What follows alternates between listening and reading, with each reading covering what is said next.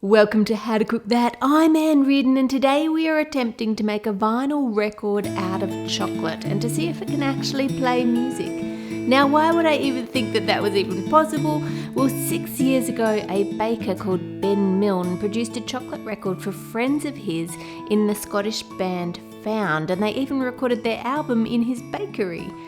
The next year, Breakbots did the same thing with a limited edition chocolate record. There was only 120 of them available, so let's give this a go and see if we can get it to work at home. Starting with a huge cake pan, I'm just going to put some blue tack in the centre and push down a record. Now, I picked this one up at a thrift store. I don't suggest you do this with your best vinyls because it might damage the label on them. Pour in some reusable food grade moulding gel, and this stuff just melts in the microwave and it gets all those little details. So spread that everywhere, and then we're going to need to bang that on the counter to get rid of any air bubbles from the surface of the record. We don't want any air bubbles left there. Alternatively, if you don't have a cake tin, you could try just pouring it over the top of the record on the counter, but obviously then you can't bang it to get out the air bubbles. Once it's set, you can peel the mould off the record. Oh dear, this one has ripped the top off the label on this one, but if you look closely you can also see all the lines from the record have been moulded, so that's a good sign. Let's peel off the other one. The label on this one seems pretty safe. It survived well, maybe because that one had a glossy surface. Okay, now it's time to fill them with chocolate. I'm going to use compound chocolate for this one, but as you can see it's quite thick when it's melted, so I'm not sure if it's going to get into all those little grooves. But we'll bang it on the bench anyway, just to smooth it out and get rid of the bubbles, and then let that set. Once it's set, you can of course just peel off the silicone mould, and gross, we have some of that cardboard from the label in our chocolate. Never mind, we'll still be able to see if it plays. Now, it doesn't look very detailed to me, but I guess we'll see if it works. I need to break off all the little bits around the edge first, or it's not going to fit in my record player. Okay, the moment of truth. It doesn't work. It just scratches the surface of the chocolate.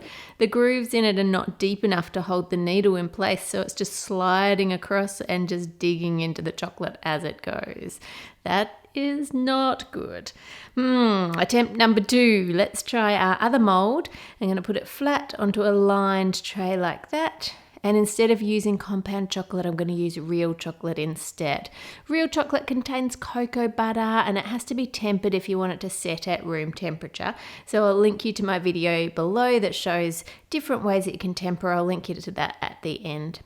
Now see how it is quite a bit thinner than the compound chocolate was, so hopefully that's going to get into all those little grooves. For a record to work, the needle sits in the groove. As it goes through those grooves, it vibrates according to the pattern that it has there, and those vibrations get turned into an electrical signal and amplified in the speakers. So if the groove isn't deep enough and if it isn't accurate enough, the whole thing will not work. We're not going to get music. Once that's set, we can just peel that one off as well. Well, that looks like a record. Doesn't that look cool? That would look nice on a cake, on a record player cake or something like that, if you just added some oil-based black food colouring to the chocolate so you get that right colour.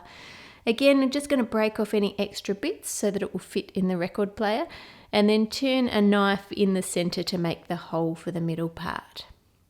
Put it onto the record player, and here we go. It's not 100% flat, we can see that now it's spinning. And pop it on.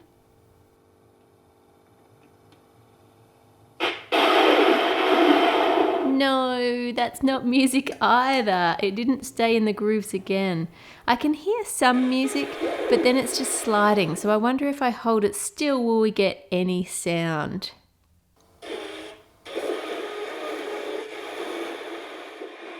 No, again, I can hear something, but it's just not recognisable, and it's scratching the record up as we go.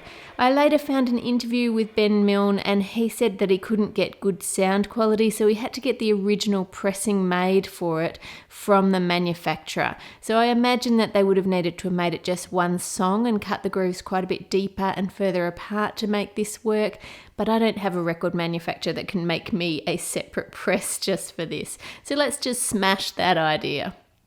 If you just want something to go on a cake and not to play, you can just colour some melted cocoa butter using black oil-based food colouring and spread that around on a disc of chocolate using a paintbrush.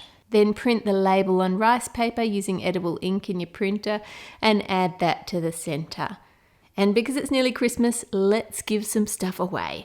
If you'd like to win this Beatles vinyl, which I did not cover in silicone gel, or if you'd like to win one of my aprons or a t-shirt from the merch store, then fill out the link in the description below and fill out the entry form.